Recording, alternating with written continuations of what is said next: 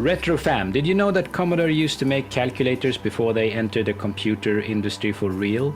This is one of them, and it has a problem with the display, the vacuum display. It's a very nice display. Not much in here, 2 chips, 1 cap, 1 resistor, and input for the external power supply, and of course some buttons to put in your numbers. Now, Texas Instrument made the chip here, and Commodore was always in short because Texas was messing with them. They were making their own calculators, and of course they were a competitor to Commodore. So Jack Tramiel, which was the boss of Commodore, bought MOS Technology instead. The famous chip manufacturer made the 6502 chip, and of course that deal made Commodore big on computers. He always held kind of anger against Texas Instruments, and it culminated at he was in his boat, I read in a book, and he decided to cut the prices of the games on cassettes just to force Texas Instruments to kind of exit the computer business. And that was the last thing he did, because his boss became angry at him, and so on. All according to the book about Commodore. Now, I think this one needs a bit of a resolder, that's all, if we're lucky. Also, I changed the name of the channel to TechJump. It's an easy name to remember. It's much more easy to find on YouTube now. You just enter TechJump and in one word, and you will end up on the channel. Easy name for you guys to spread to your friends, and hopefully we will see more subscribers from now on. And I ask you again, please, for a little bit of help here with getting anyone to subscribe at this channel.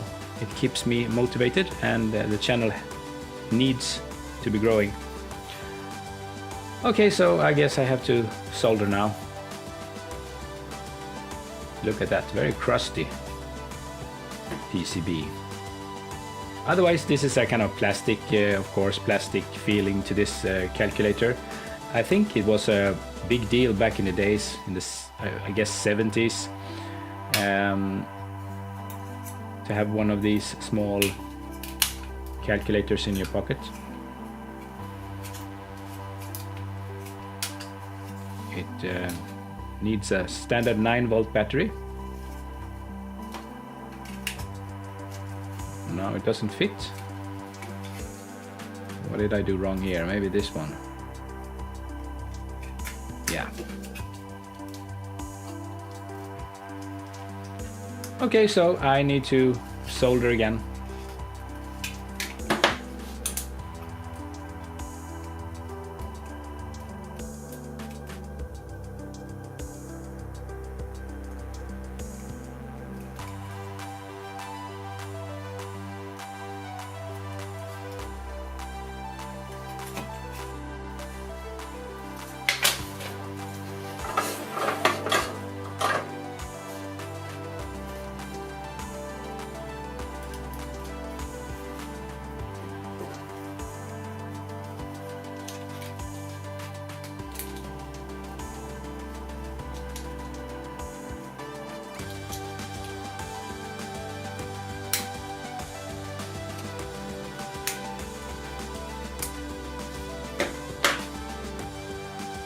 Uh-oh, I didn't break it. Wasn't me. It was already broken when I got it.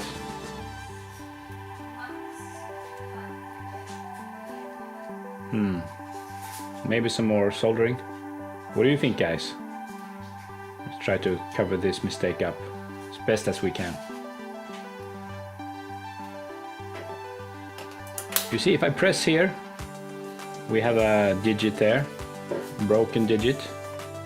We have some life at least. So there's still a problem with some kind of loose connection here. And I hope it's not inside the display. So I guess I'm going to try to solder again. It's always, I'm trying to bend it a bit. It's always a bit risky with these old displays, they can crack, they can just break, and then you're really out of luck because you're not going to be able to service them in any way.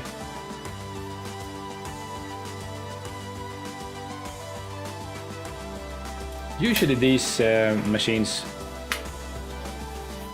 is pretty easy to fix. I mean, just be careful and try to make it work again.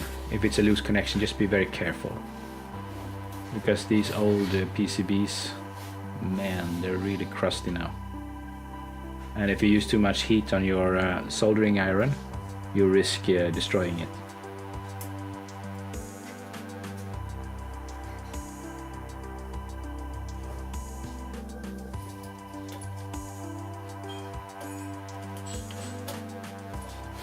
Okay, so let's see what we have. Oh!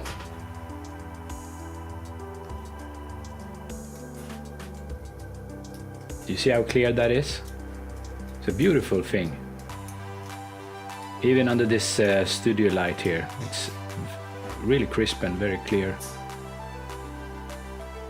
A very nice calculator from our favorite company of all times, Commodore. You see?